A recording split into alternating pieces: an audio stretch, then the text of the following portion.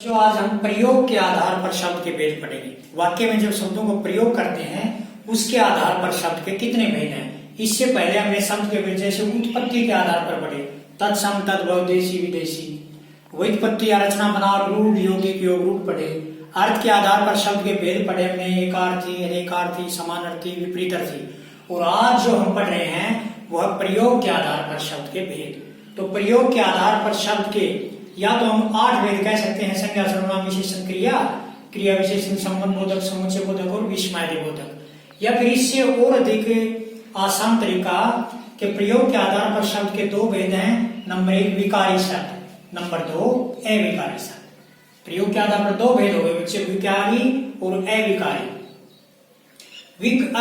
विकारी शब्द किसे कहते हैं आपको ये बताता हूं। जैसे नाम से ही पता लगता है, विकारी जिनमें विकार आ जाए, जिनमें बदलाव आ जाए। अविकारी, अ लग गया जिसमें बदलाव न आए। अ लगने से उल्टा शब्द बन जाता है, जैसे सभ्य है सभ्य, धार्मिक है धार्मिक। तो इस प्रकार विकारी अविकारी, जैसे कल बताया था सकर्मक अकर्मक, तो अ लग गया। अगर ये प्रश्न आता है अव्यय किसे कहते हैं, अविकारी का दूसरा नाम अव्यय है, अव्यय। व्यय माने खर्च, जो खर्च नहीं होते। तो पहले विकारी की परिभाषा देखते हैं। जिन शब्दों में लिंग वचन काल कारक के कारण विकार नहीं आता, विकार आता है, लिंग वचन काल और कारक, ये बन गई इसकी परिभाषा बच्चों। जिन शब्दों में लिंग वचन काल कारक के कारण विकार आता है, बदलाव आता है या बदल जाते हैं, उन्हें विकारी शब्द कहते हैं। और जिन शब्दों में लिंग वचन काल कारक के कारण विकार नहीं आता, उन्हें अविकारी शब्द या अव्यय कहते हैं। अव्यय किसे कहते हैं, जिन शब्दों में लिंग वचन काल कारक के कारण विकार नहीं आता, बदलाव नहीं आता, उन्हें अविकारी शब्द कहते हैं। विकारी शब्द 4 प्रकार के हैं, संज्ञा सर्वनाम विशेषण क्रिया। और अविकारी शब्द भी 4 प्रकार के हैं, क्रिया विशेषण संबंध बोधक, समुच्चय बोधक, विस्मय बोधक। इसके बाद एक निपात भी आएगा, शब्दांश, बाद में चर्चा करेंगे हम। तो ये जो शब्द है संज्ञा सर्वनाम विशेषण क्रिया, इनमें विकार आ जाता है। संज्ञा शब्द जैसे हमने एक लड़का देखते हैं, लड़का शब्द है, ये संज्ञा है। अब लिंग बदलो, तो ये बदल कर लिंग बदला हमने, तो लड़का से लड़की बन गया, विकार आ गया बच्चों, बदल गया शब्द।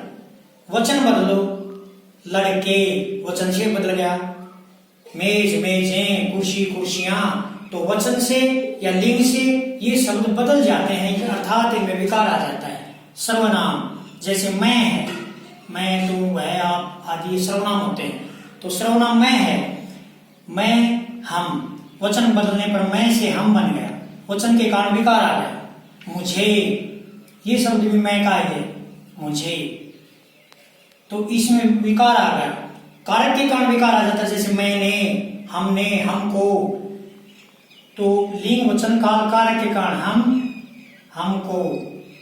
ये देखो, जब कारक चिन्ह संज्ञा के साथ लिखते हैं तो अलग से लिखते हैं, राम को। और सर्वनाम के, जब सर्वनाम के साथ परसर्ग या जो कारक चिन्ह ये लिखा जाता है तो मिलाकर लिखते हैं, हमको, तुमने, तुम्हारा। तो ये कारक के कारण विकार आ रहा है। ये देखो, तुमसे क्या बन गया, तुम्हारा।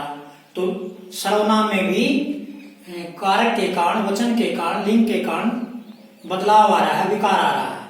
इसी प्रकार विशेषण, जैसे मीठा आम, आम संज्ञा है, मीठा विशेषण है। और इसके स्थान पर हम कहें मीठी ककड़ी, तो मीठा से मीठी बन गया, मीठी ककड़ी, मीठी चीनी, मीठी खांड, मीठे भी बन सका है, मीठे, मीठे बेर। तो ये देखो, वचन के कारण बदलाव आ गया।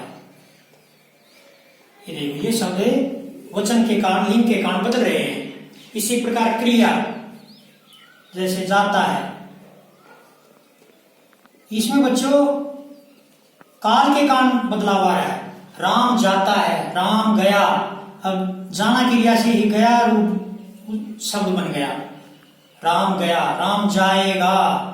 ये देखो, तो ये काल वर्तमान काल है, भविष्य काल है, भूतकाल है। तो इस प्रकार काल के कारण क्रिया शब्दों में बदलाव आ रहा है। तो ये सारे शब्द क्या हैं? संज्ञा सर्वनाम विशेषण क्रिया लिंग वचन काल कारक के कारण बदलाव आता है, इसलिए विकारी शब्द कहलाते हैं। जिन शब्दों में लिंग वचन काल कारक के कारण बदलाव आता है उन्हें विकारी शब्द कहते हैं। और अविकारी शब्द जिनमें बदलाव नहीं आता। अब क्रिया विशेषण देखो, जैसे धीरे धीरे, कछुआ धीरे धीरे जा रहा है। अब धीरे धीरे शब्द यूं रहेगा, बदलाव नहीं आएगा इसमें। राम धीरे धीरे जा रहा है, सीता धीरे धीरे जा रही है।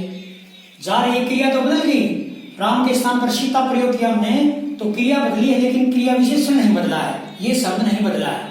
इसी प्रकार कम है, ज्यादा है, तेज है, तो ये क्रिया विशेषण यहाँ वहां ऊपर नीचे इस प्रकार के, तो क्रिया विशेषण शब्द अविकारी शब्द है, ये बदलते नहीं। संबंध बोधक, के भीतर, के बाहर, के ऊपर, के नीचे, के दाएं, इस प्रकार के जो शब्द हैं ये भी अविकारी हैं, बदलाव नहीं आता। जैसे मंदिर के ऊपर झंडा फहर रहा था, के ऊपर, मंदिरों के ऊपर झंडे फहर रहे थे, तो के ऊपर यूं का यूं रहा, के सामने, के भीतर, कमरे के भीतर। इसी प्रकार समुच्चय बोधक है, जैसे तथा, किंतु, परंतु, और, ये शब्द हैं, ये भी नहीं बदलते, अविकारी है। कई बार बच्चों इस शब्द में तो बदलाव आ जाता है, लेकिन ये अपवाद माना जाएगा। जैसे राम को तो मैं देख लूंगा, औरों को तुम देख लेना, औरों, और का औरों बना दिया, लेकिन वहां संज्ञा बन जाएगी, तब ये विकार आकर ये शब्द फिर समुच्चय बोधक नहीं रहेगा, औरों को तुम देख लेना, तो ये अपवाद कह सकते हैं इसको। तो इनमें तथा, किंतु, परंतु, इनमें कोई बदलाव नहीं आया, कोई अव्यय नहीं, कोई खर्च नहीं हुआ, कोई नहीं बदलाव आया, समाप्रार्थी हूं।